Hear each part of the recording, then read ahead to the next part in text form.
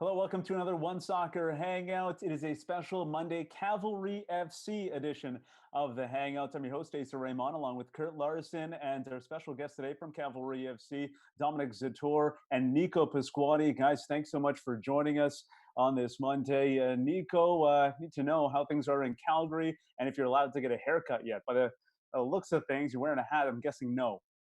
Yeah, no. I'm actually back in Lethbridge with my family, so I'm staying at my parents' house right now. So yeah, I'm thinking of just growing it out anyway. How's that looking?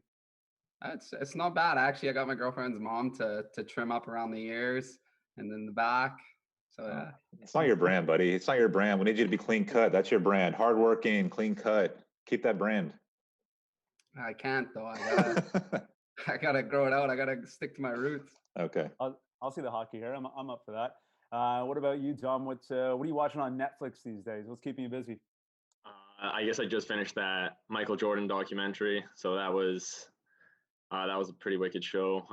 Learning about Michael Jordan, his greatness. So I mean, I think everybody was watching that and trying to see if they could relate to it or take anything he's been saying and bring it into their respective sports. Yeah, and we talk about it on the Hangout pretty much every day, so we'll get to it at some point, I'm sure. Kurt, so when are you inviting me over for dinner? We're like 4 blocks away from each other. I see the Twitter posts of all the delicious food you're making. I'll take a plate on the patio if you'll ever offer it. No, I'd let you in the house, but you have to tell me what you're offering me. Like before I let you in to the dinner party, you have to sell yourself to me. Like it's not about me having you over. What are you going to bring? I'll bring craft beer. An assortment. I've seen some of the craft beer you've had. It's pretty good. I feel like I have a decent taste or decent idea of your taste. So I'll bring a 6-pack of delicious craft beer and maybe a growler as well for you to keep. I can't be bought. No, I can't be bought. I need you to bring smiles, good conversation, maybe some flowers for Sinead. I can do that. Definitely. Right. I can definitely do that.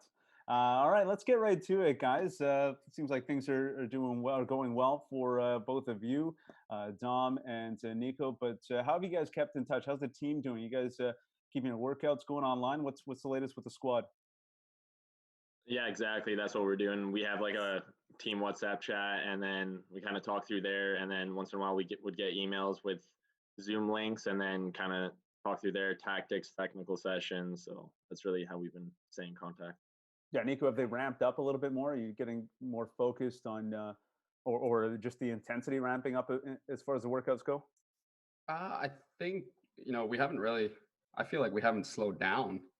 I think I'm sure Dom can attest to it too. We've been going hard the entire time. If it's fitness, tactical work is hard, but. Just given the situation, but for what we've been doing, I feel like the intensity hasn't dropped at all. So. I want to ask both of you guys get into last year's team and maybe some of the off-season stuff. And Dom, maybe you can answer first. But were you guys as surprised as me to see Joel Waterman make the jump so soon? I mean, just coming straight out of U Sports, had an injury last season, wasn't necessarily a starter the entire season. But then he's the first one from your club to move on to Major League Soccer. And I would have put him maybe further down the list on guys I thought were ready to make that jump. So obviously you're congratulating him, but what did you think of his meteoric rise? I mean, I'm not surprised. He's a phenomenal player. He's very dynamic, and he's a player who can play many positions. So throughout his university, when we used to play against him, was a defensive midfielder. And now when he jumped in the center back role, he had a little more time and space. You can see he's comfortable on the ball. And I guess that's just what Montreal was in need of. And I think he's a great fit. And you can see some of the games he played right away for Montreal. He stepped in, did his job, and he looks comfortable there. So, I mean, props to Joel. I think he definitely helped us out throughout the year. So I think it was a great move for him. Nico, were you expecting to see this much movement after the first season? And then we just saw Emilio Estevez from York 9 seemingly out of nowhere go to the Netherlands. I mean, what have you just made of the ability for up and coming players like yourself, Nico, to be able to turn heads and move on? Yeah, I mean, the Emilio one, I think caught everyone by surprise, but I think it's good because it gives me, Dom, other players in the league, that realization that it's possible. And, that's what this league's made to do. Like, we're all honest with each other. We know it's not, it's a stepping stone. So it's great for what it is. And to see these players make these jumps, it kind of makes my motivation even more. And I think as a player, if you have that European passport, that also makes things a lot easier as well to go across Europe. So I think, it's good. It's good to see. So far, it's been a lot of the young players making those jumps too. So, I mean, it's exactly what this league's made to be. Yeah.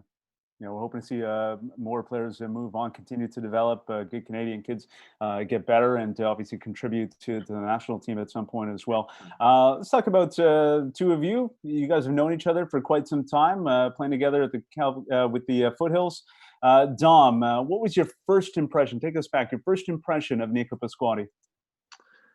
I mean, you get what you see. The guy's just an animal. He's quick. He's athletic, and I mean, I knew the Piscotty family kind of growing up. I played against his older brother, Matteo, and then he was on our team for a bit. And I mean, when Nico came in, I think for Foothills, like his one tryout, he comes in, runs past like 4 guys and bangs the top corner, and everyone's like, all right, yeah, this is the guy.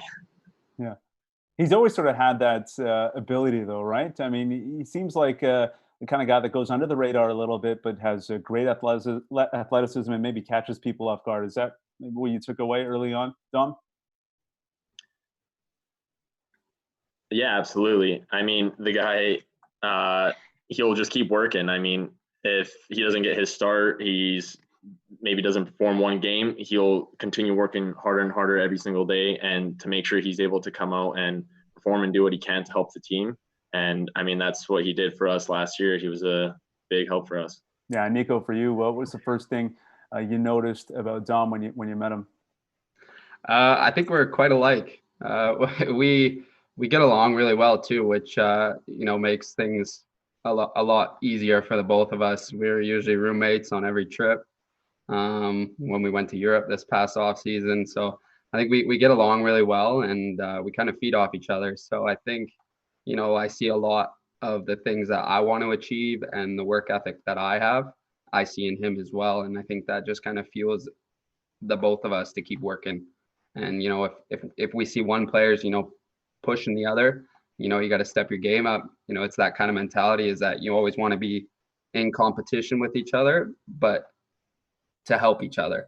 And I think that's something that we feed off really well. For a question, Nico Pasquotti's admiration for the Patriots, I'd like to fit a question in first on what you guys did in the offseason. Correct me if I'm wrong. I believe you guys spent a little bit of time in Spain, maybe in England. Can you tell me a little bit about that experience, starting with Dom? Yeah, so we went first to Mallorca in Spain, and that was a pretty cool experience. Never been on that island. And we're training with the Mallorca U23 team. So a lot of young but very skillful players. So, I mean, it was definitely a different game. Not very fast pace. It's just control the ball and pass it as many times, like kind of the classic Spanish Barca kind of style. And then we went over to Ross County in Scotland. And that was kind of, I guess, maybe our fit a little bit more. Everyone was going 100 miles an hour for the whole session. It was aggressive. So it was just kind of like a big battle that whole time. And I thought, I love that, even though the weather, sometimes it's raining, it's cold. So kind of seemed similar to Calgary. Sounds like a massive contrast, Nico, like going from Spanish football then up to Scotland in a matter of what, days, weeks? Yeah, exactly. We were in, 15-degree weather in Spain, and grass pitch is nice and, smooth. And then we go to Scotland and it's, misty rain, it's freezing cold. It's just night and day difference. And, the physicality is, obviously everyone knows Spain's not known for its physicality compared to Scotland. So, but like Zat said, it's similar to what the CPL is. And I think that's where we found a little bit more fitting for us in our game. And but nonetheless, it was a good experience to see both styles and see how they carry their clubs, their professionals, and just their everyday lives. So it was a really good experience, and I think we both took some positives from both places. Nico, there are some whispers that you are abandoning the New England Patriots as your team after Tom Brady decided to abandon Foxborough. Are you a Tampa Bay Buccaneers fan now? Will you cheer for them at least a little bit? I'll first say I'm a New England Patriots fan through and through. Lies. But the reason Tom Brady fan only. No, come on. The reason I like the Patriots was because of Tom Brady. And I will still like the Patriots. They're still my number one team, but I still will cheer for Tom and Gronk in Tampa. Do you live the TB12 lifestyle? Yeah, pretty close. I would say. You can't argue with him. Like what he's doing it works. I heard he doesn't eat tomatoes. I heard he doesn't eat tomatoes because they cause inflammation. That can't be true? That can't be right. I don't eat tomatoes. He's all in. Who's the quarterback for the Pats this year? Is it going to be Jarrett Stidham? Who do you like at the helm? You know what? From all the reports, they're saying that Stidham could be that guy. They thought he could have been a first-round pick last year. So, I mean, I'll ride with him this year. I've heard reports that they're going to be going after Watson in the offseason. So, if we sounds like every NFL fan. This sounds like every NFL fan ever. Like I'm hearing this is the guy this year. I'm hearing, yeah. Okay. And you put your pom-poms on and you support it. I've also heard that they're ready to tank this year, and then they're going to take Trevor Lawrence with the number 1 overall pick. And that's not the worst thing either. Yeah. Options. We'll see what happens. All right, let's get to the CPL now. A great season for you guys. Came up just short in the finals, though. And Kurt Larson was not shy to sing his praises for Dominik Zator. Nico, did Kurt go a little overboard when endorsing Dominik Zator? No, I think everything's deserved. Thank you. Why? What makes the Dom so great? Why do you support? Why does everyone love Kurt on the Cavalry? Just boost me, everyone. Just keep going. Well, I don't really like Zats, but he's my friend, so no, I'm just kidding.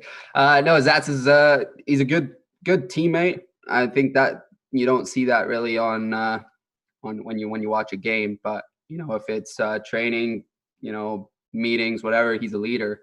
And I think that goes a long way to what his character is like, and that shows on the field. He's consistent.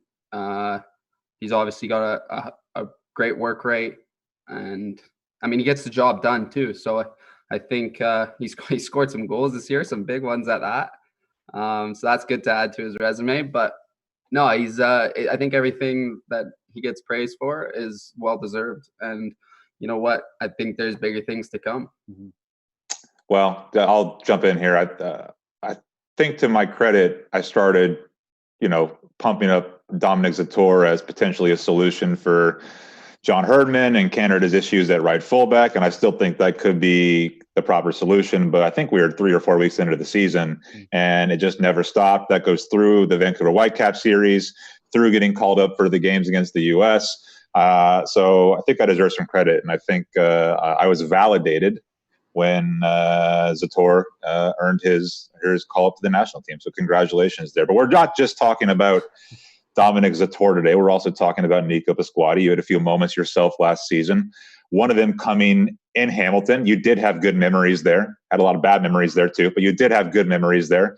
And in the 95th minute, Nico Pasquotti scores that goal in the pouring rain, the celebration. I still remember him. Dom, what do you remember about that day?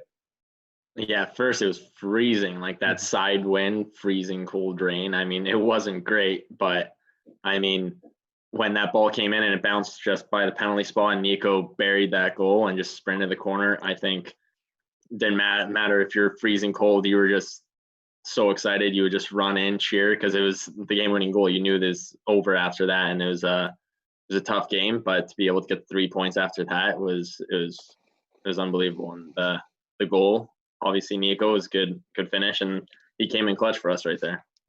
That was the easy question. I did that so I could ask you the hard question next. And the hard question is about Nico Pasquotti's throw-ins. Now, I think that Nico Pasquotti's throw-ins are the most electric play in North American soccer right now. Maybe a previous example would have been Sebastian Giovinco standing over a free kick, which I covered at Toronto FC. Since then, I've never been more excited for a play than every time Nico Pasquotti throws the ball in. However, I don't know if you've heard me, Nico, I have criticized it as being an illegal throw-in. So, Dominic, is it an illegal throw-in? No, I wouldn't say so. Like, sure, he's coming in a little sideways, but it finishes over your head. Isn't that like the rule of a throw-in? If you throw it over your head, it's in. Maybe he's probably been doing a couple more curls with his right arm. That's why it's spinning a little sideways. Yeah. But I mean, I'd say it's legal. So I'm going to let Nico answer this. And we have video evidence to suggest that it is an illegal throw-in, because if you stop it at the right time, when you release the ball, Nico Pasquotti, one of your feet is actually still in the air before you bring them together. I mean, like, this isn't a conspiracy theory. This isn't a conspiracy theory. Like, at the end of the day, sure, maybe a couple are illegal. I'll say that. But like, most of them are definitely legal. And you could say that everyone has an illegal throw-in at some point. Did you hear that story about how the MLS teams went to the Referees Association and asked them to call them illegal? That's good. That means it's making a difference. What's the explanation you get from the referees when it is called illegal? That he's too strong. You know what? It happened. It started becoming a theme about halfway through the season. Every game before, the ref would come up to me in warm-ups and he'd tell me, make sure 2 hands are on the ball, make sure both feet are down every game. But it's, nothing really changed. They would call it illegal once in a blue moon. So it's just some people are upset they can't throw the ball half the field. So now when they see this guy doing it with ease, they're getting a little upset. Yeah. That's what it feels like sometimes, because it does seem like you check all the boxes, goes over the head. As long as you're keeping your feet down, it's tough to tell from some of the angles. It looks legit. So I'm just curious to know what they say is illegal when they explain it to you or when they ask you to keep it legal. Electrifying. It's massive. All right, question for Nico, because Dom had some great moments as well. One in particular, the clincher at BC Place, the second goal for Cavalry FC. That header was amazing. What was what do you recall about that moment, Nico? Yeah, corner. Before that, we felt like we were holding them in check. They weren't really getting. I mean, they had their chances as well, but I felt like we just needed that one moment. And when your team needs to step up and make a big play, that's that moment. And I think we knew we just needed to get a chance on target. And sure enough, a corner where we have guys that can get up, put a header on it, and Dom did just that. He bullied in there and got a clean header off.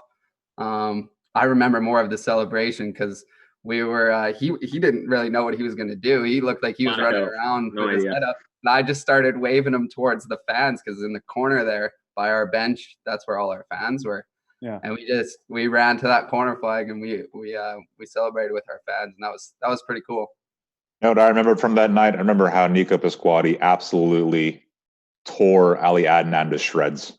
It was one-way traffic down the right side. So that's what I remember from that night.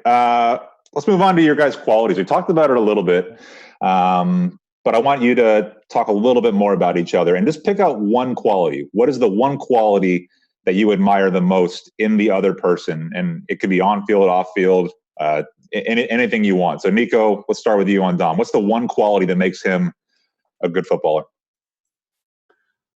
Probably his consistency. Yeah, I'd agree. He was the most consistent player, I would say, out of any team. He plug him in at right back, center back, wherever, and you put him at left center back. It didn't matter, and I think that's one thing that it keeps him level-headed the entire game. No matter what the scenario is, he's always just going to be Dominik Zator, and I think that's something that you can really rely on. And that's huge. Dom?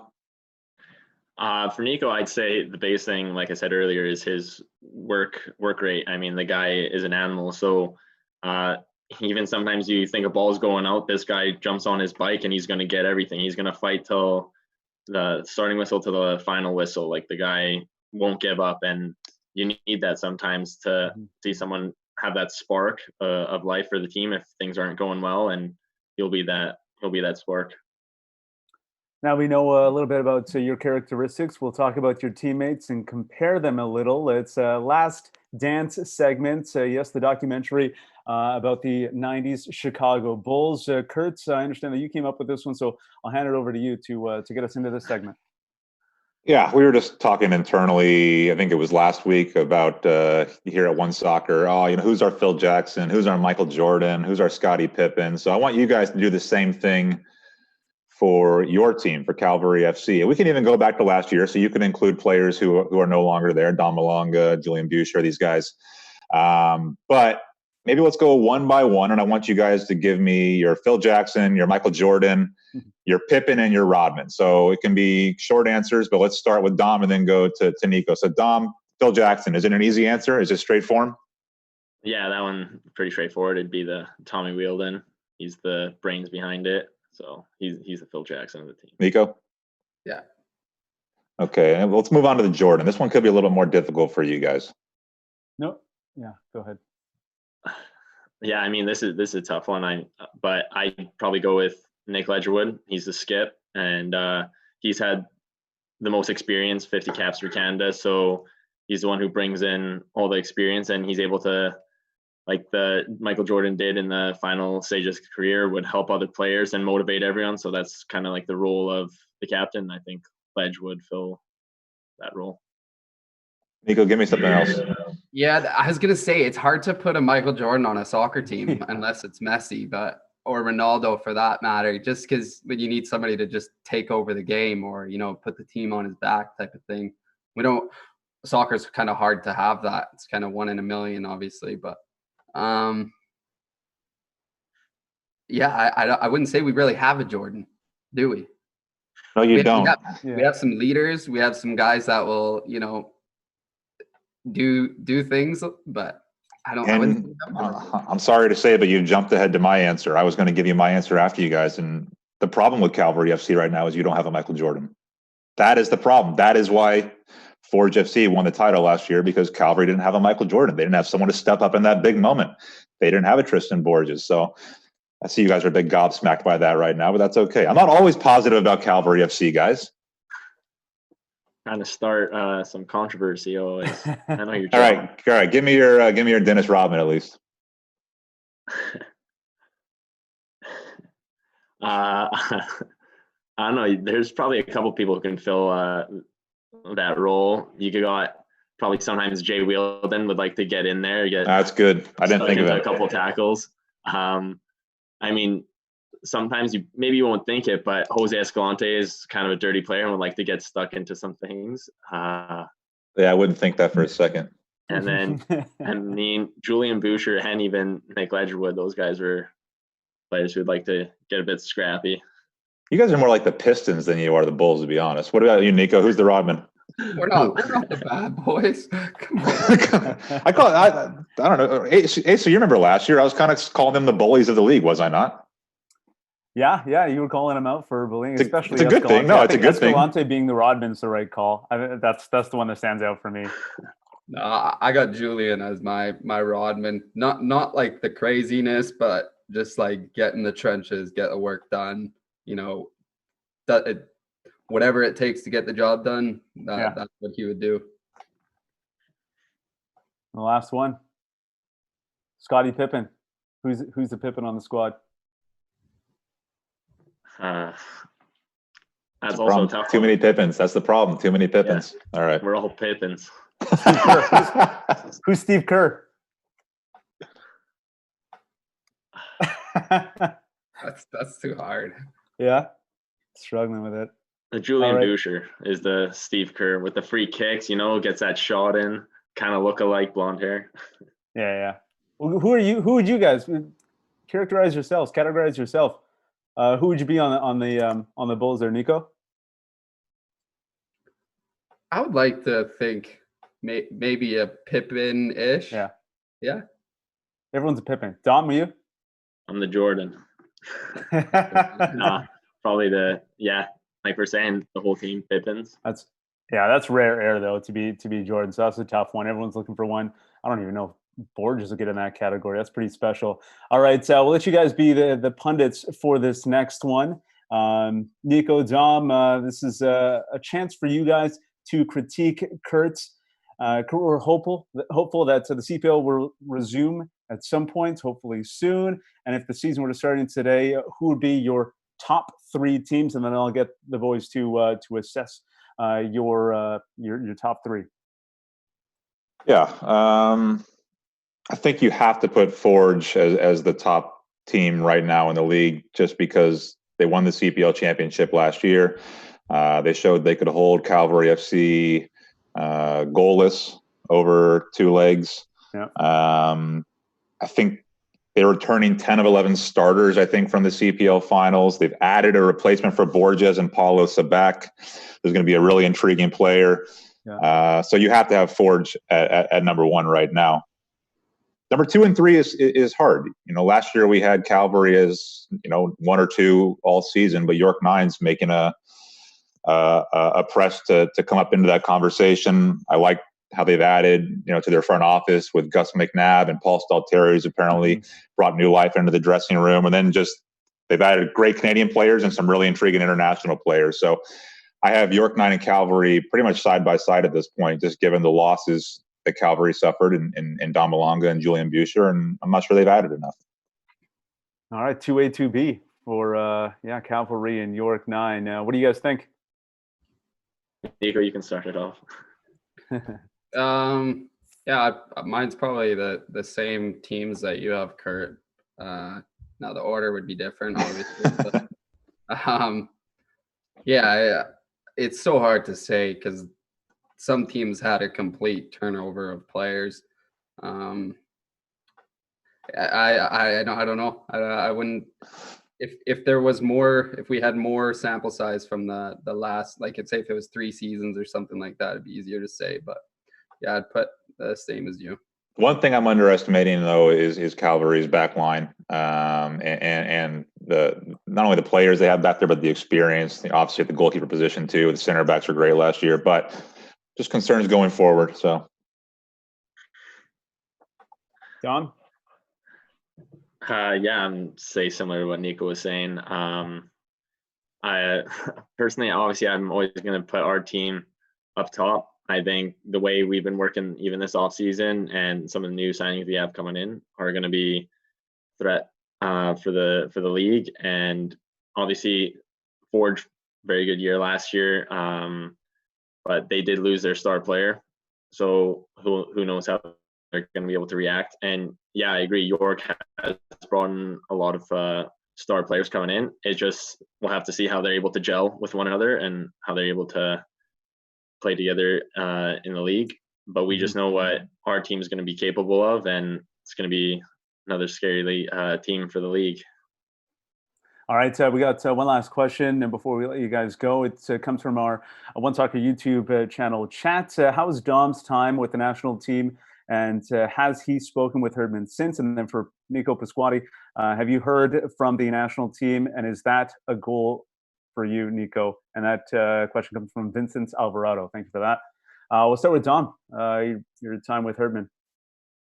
It was an unbelievable experience to be able to stand side by side with some of these unbelievable players. As you can see what Alphonso Davies is doing right now with Bayern.